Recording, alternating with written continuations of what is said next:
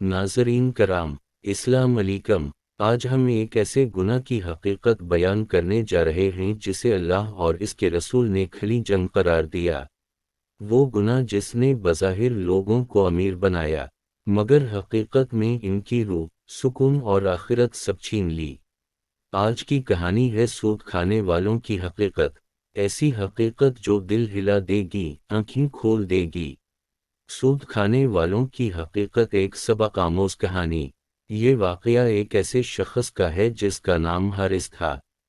حارث شہر کا مشہور تاجر تھا۔ لوگ اسے کامیاب، ذہین اور خوش نصیب سمجھتے تھے۔ اس کی دکانیں تھیں، زمینیں تھیں، بینک بیلنس تھا۔ مگر ایک بات سب جانتے تھے، حارث سود پر پیسہ دیتا تھا۔ کوئی غریب اس کے پاس مدد کے لیے آتا، وہ مسکرا کر کہتا، پیسہ لے جاؤ، مگر وقت پر دوگنا واپس کرنا ہوگا۔ لوگ مجبوری میں مان جاتے۔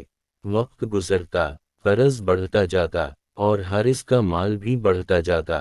وہ سمجھتا تھا کہ یہ سب اس کی عقل کا کمال ہے۔ وہ کہتا، یہ دنیا کاروبار کی ہے، جس میں فائدہ نہ ہو وہ بیوقوف ہے۔ مگر اسے یہ معلوم نہ تھا کہ سود کا فائدہ وقتی ہوتا ہے، اور اس کا انجام بہت خوفناک۔ ایک رات حارث نے عجیب خواب دیکھا۔ اس نے دیکھا کہ وہ ایک میدان میں کھڑا ہے۔ اس کا پیٹ بہت بڑا ہے۔ وہ چلنا چاہتا ہے مگر گر جاتا ہے۔ اچانک اس نے دیکھا، آگ کے شعلے اس کے ارد گرد ہیں، فرشتے اسے گھسیٹ رہے ہیں، اور آواز آ رہی ہے، یہ وہ لوگ ہیں جو سود کھاتے تھے۔ حارث چیخ کر اٹھ بیٹھا، پسینہ پسینہ ہو چکا تھا، دل تیزی سے دھڑک رہا تھا۔ صبح اس نے ایک عالم دین کے پاس جا کر خواب سنایا۔ عالم نے گہری سانس لی اور کہا، بیٹا، اللہ نے قرآن میں فرمایا، جو لوگ سود کھاتے ہیں وہ قیامت کے دن ایسے اٹھیں گے جیسے شیطان نے انہیں چھو کر پاگل بنا دیا ہو۔ یہ خواب اللہ کی طرف سے وارننگ ہے۔ حارث نے سنا، مگر دل سخت ہو چکا تھا۔ وہ بولا، مولانا یہ تو محض خواب ہے، کاروبار میں ایسے خواب آتے رہتے ہیں۔ اور وہ پھر سود کے کاروبار میں لگ گیا۔ چند مہینوں بعد حالات بدلنے لگے، لوگ اس سے نفرت کرنے لگے، دعائیں بددعاؤں میں بدل گئیں، گھر میں سکون ختم ہو گیا۔ ایک دن اس کا بیٹا شدید بیمار پڑ گیا، ڈاکٹر بدلتے گئے، دوائیں بدلتی رہیں، مگر شفا نہ ہوئی۔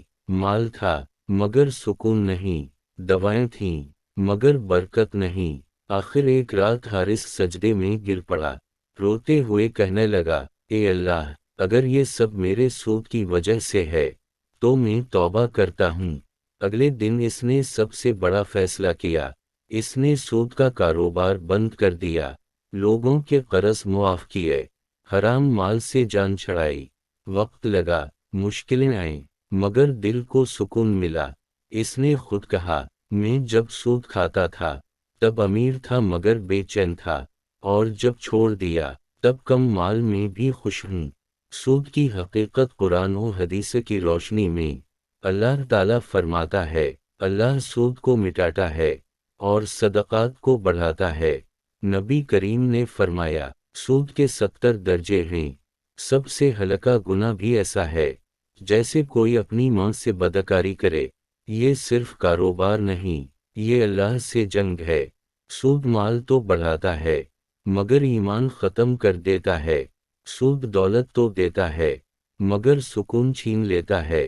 سود دنیا بناتا ہے مگر آخرت برباد کر دیتا ہے۔ ناظرین کرام، اگر یہ باتیں دل کو چھو گئی ہوں تو خود بھی سوچیں اور دوسروں تک بھی پہنچائیں۔ آئیے آج عہد کریں، حرام سے بچیں گے، حلال پر صبر کریں گے، کیونکہ کم حلال زیادہ حرام سے کہیں بہتر ہے۔ ویڈیو پسند آئے تو لائک کریں، چینل اسلامک فیکٹس 313 کو سبسکرائب کریں، اور ایسی ہی ایمان افروز باتوں کے لیے ہمارے ساتھ جڑے رہیں۔ اللہ ہم سب کو سود جیسے گناہوں سے محفوظ فرمائے، آمین۔